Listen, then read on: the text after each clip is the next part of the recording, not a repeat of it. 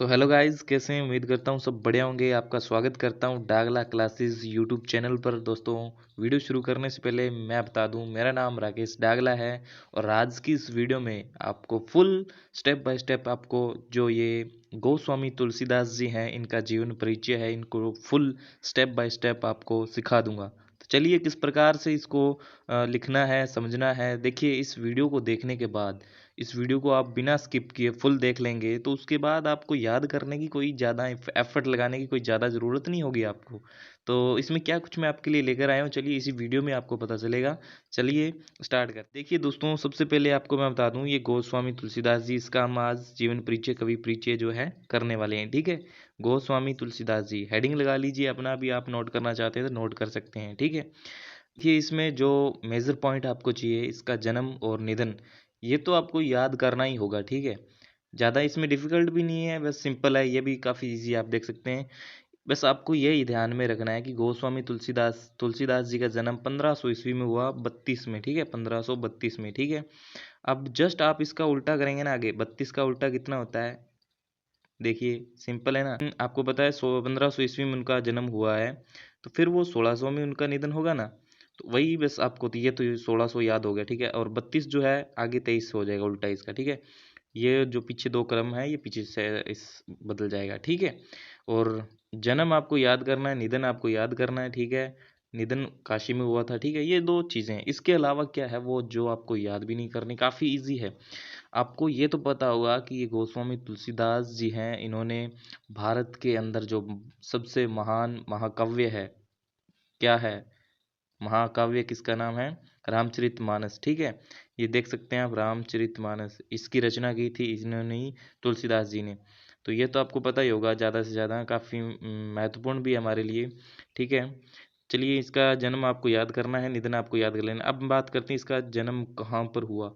देखिए मोस्ट ऑफली जो कवि होते हैं ना, जो भी लेखक वगैरह कवि होते हैं, ज़्यादा उत्तर प्रदेश से होते हैं। ठीक है, अब इसको आप याद कर लेना, जिले बांदा जिले के राजापुर गांव में। ठीक है, इसको भी याद करने की वैसे छोटी सी ट्रिक है, ज़्यादा ट्रिक नहीं है, वैसे मैं आपको बता रहा हूँ। ठीक है, देखिए गोस्वामी तुलसीदास की आपने कहानी सुनी होगी पहले, इनकी जो पत्नी के द्वारा कटु वचन बोलने के बाद ये इनका ज्ञान मार्ग खुला। ठीक है, वो कहानी आपने सुनी होगी, जरूर सुनी होगी। आपने नहीं सुनी होगी तो यूट्यूब पर देख लेना, काफ़ी मिल जाएंगी। ठीक है, तो मैं आपको बता दूं, उसी से रिलेटेड है कुछ। देखिए पहले तुलसीदास जी का ज्ञान बहुत कम था, इनकी उसका ज्ञान बंधा हुआ था। ठीक है, वो उनके पास ज्ञान गुण कुछ नहीं था। ठीक है, वो बस यूं ही फिरते थे। ठीक है, ये इससे याद करना है, बांधा यानी कि बंधा हुआ था उसका ज्ञान। फिर वो जब उसका ज्ञान खुला तो राजा के समान उसका व्यवहार होने लगा। ठीक है, तो राजापुर। ठीक है, यही बस आपको इसी प्रकार से याद करना है। मैं तो इसी प्रकार याद करता हूँ, आप अपने अकॉर्डिंग टिप्स बना सकते हैं। ठीक है, बांदा फिर राजापुर बन गया। ठीक है, इसी प्रकार बांदा जिले के राजापुर गांव में उनका जन्म हुआ। ये मैं इस प्रकार से याद करता हूँ, आप भी कर सकते हैं। ठीक है, फिर अब देखते हैं, पहले आपको इसको जो 3-4 रचनाएं याद कर लेना। रचनाएं भी काफ़ी सिंपल है, मैं आपको बता देता हूँ। देखिए इनकी जो प्रमुख रचनाएं हैं ना, ये भी काफ़ी सिंपल है, मैं आपको बता देता हूँ। ये देखिए इतनी रचनाएं हैं, ये भी सिंपल है। ठीक है, आप याद कर सकते हैं। और चलिए मैं आपको बता ही देता हूँ, ये रामचरितमानस है। ठीक है, गीतावली है, कृष्ण गीतावली है। देखिए गीतावली और कृष्ण गीतावली रिलेटेड एक सा ही है ना, बिल्कुल सेम सेम है। और कवितावली ये भी सेम है, कवितावली दोहावली ये तो सेम है, आपको याद करने में ज़्यादा डिफिकल्ट नहीं होगी। तो जल्दी से बता दिया आपको मैंने कि ये प्रमुख रचनाएं हैं। ठीक है, इसको याद कर लेना, काफ़ी ईजी है यार, मैं भी करता हूँ। ठीक है, मैं भी 11th क्लास में पढ़ता हूँ। ओके, और फिर देखिए इनकी जो जीवन में क्या कुछ बातें हैं वो आपको मैं बताने जा रहा हूँ, आप देख सकते हैं। भक्ति काल के सगुण काव्य धारा के ये कवि माने जाते हैं। ठीक है, भक्ति काल के सगुण काव्य धारा के कवि माने जाते हैं। ओके, भक्ति काल के सगुण काव्य धारा के कवि थे, ये तो आपको पता होगा। जैसे आज आदिकाल चल रहा है, वैसे है ना, आदिकाल कहेंगे या क्या कहेंगे, आप कमेंट में बताना। आज का जो काल है, ठीक है, उस वक्त जो ये यानी कि 1500 ईस्वी में ये भक्ति काल चलता था, उस समय के सगुण काव्य धारा के कवि थे। सगुण और निर्गुण ये भी आपको पता है, मैं समझ सकता हूँ कि आप 12th क्लास में पढ़ते हैं, तो ये तो आपको पता होगा। देखिए मैं स्पेशली 12th क्लास के लिए वीडियो बनाता हूँ, अगर आप छोटे हैं तो कोई बात नहीं, कमेंट में बता देना, मैं आपके लिए भी वीडियो बनाऊंगा। ठीक है, फिर देखिए राम भक्ति के कवियों में इनका सर्वोपरि कवि है। राम भक्ति के जो कवि हैं उनमें सर्वश्रेष्ठ कवि हैं, क्योंकि इन्होंने रामचरितमानस यानी कि रामायण जैसी जो घटना है ना, वो रामचरितमानस में इन्होंने लिखी है। ठीक है, तो ये अपने आप भी एक मोस्ट इम्पोर्टेंट कवि है। इसका तो आपको जीवन परिचय वैसे भी अपनी लाइफ में याद करना चाहिए। ठीक है, फिर देखिए इसके बालपन की कुछ बातें हैं। देखिए बालपन में ना, बालपन में इनके माता पिता का बिछोह हो गया, इसलिए इन्होंने भीख मांगकर अपना जीवन निर्वाह करना पड़ा, खाना वगैरह भीख मांगकर खाना पड़ा। ठीक है, तो ये कुछ इसकी स्थितियां रही, घटना इनके बारे में आप देख सकते हैं। बचपन में ही इन्होंने भिक्षाटन द्वारा अपन जीवन निर्वाह किया। ये चीज़ आप एक पॉइंट आप इसको याद कर सकते, याद करने की नहीं, आप वैसे ही लिख सकते हैं इसको, वेरी इजी है यार। ठीक है, फिर देखिए मोस्ट इम्पोर्टेंट है गुरु।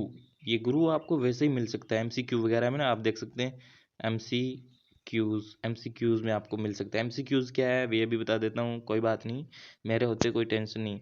एमसीक्यू यानी कि मल्टीपल, C4 यानी कि चॉइस, क्यू यानी क्वेश्चंस, है ना, क्वेश्चंस, मल्टीपल चॉइस क्वेश्चन। चलिए आगे इनकी पत्नी का नाम आप देख सकते हैं, पत्नी का नाम देख सकते हैं रत्नावली जी इनकी पत्नी का नाम है। ठीक है, फिर एक पॉइंट आप और लिख देना, वे धार्मिक स्थलों का भ्रमण करते थे। इजी है ना दोस्तों, काफ़ी इजी है, मैंने इसको लिखा भी कुछ उस प्रकार से है।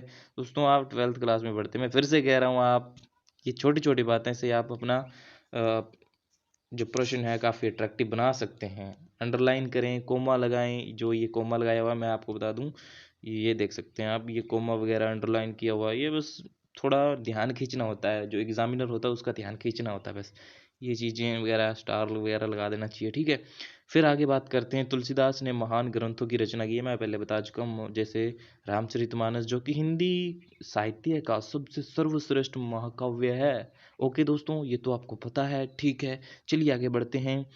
और 1574 में आपको बता दूं, ये जो रामचरितमानस है ना, इसको 1574 में रामचरितमानस की रचना की। कहाँ पर की ये भी आप पता होना चाहिए, अयोध्या में इन्होंने रामचरित की रचना प्रारंभ की। ठीक है, और इसका जो रामचरितमानस का कुछ अंश जो है ना, वो यहाँ पर काशी में आकर किया। ठीक है, काफ़ी इजी है। चलिए आगे देखते हैं, आगे ये कह रहा है कि तुलसीदास लोक मंगल की साधना के कवि थे। ये भी काफ़ी इजी है, आप चाहें तो लिख सकते हैं, अदरवाइज नहीं भी लिख सकते हैं, कोई इसमें हार्ड डिस्क वाली प्रॉब्लम नहीं है। ओके, चलते हैं आगे। तुलसीदास ने धार्मिक, सांस्कृतिक, सामाजिक दृष्टि से विभिन्न रचनाएं की। ये मैंने ऐसी लाइन लिख दी। ठीक है, ऐसी टोट के लिखने के लिए आपके पास भी दिमाग होना चाहिए। ठीक है, ये इस प्रकार से देखो, 2 लाइनें मैंने कवर कर दी। ठीक है, अपने आप बना दी, लेकिन इससे रिलेट कर रही है ना, इसलिए आप भी ऐसी चीजें लिखा करो। तुलसीदास ने धार्मिक, सांस्कृतिक, सामाजिक दृष्टि से विभिन्न रचनाएं की। अब रचनाएं हमें नहीं पता, लेकिन हम ये तो लिख सकते हैं ना, तो ये रचनाएं तो हमें पता है। रामचरितमानस किसके आधारित है, धार्मिक है, सांस्कृतिक है, सामाजिक है, तो हम ये चीज़ें कॉमन है यार, हम लिख सकते हैं। तो आज की वीडियो कंप्लीट हुई दोस्तों, उम्मीद करता हूँ कि आपको अच्छा लगा होगा, है ना। अच्छा लगा हो तो फिर प्लीज़ एक लाइक ड्रॉप कर सकते हैं आप मेरे लिए काफ़ी मोटिवेट होगा मेरे लिए, है ना। तो चलो मिलते हैं किसी नई वीडियो में, तब तक के लिए टेक केयर, बाय बाय।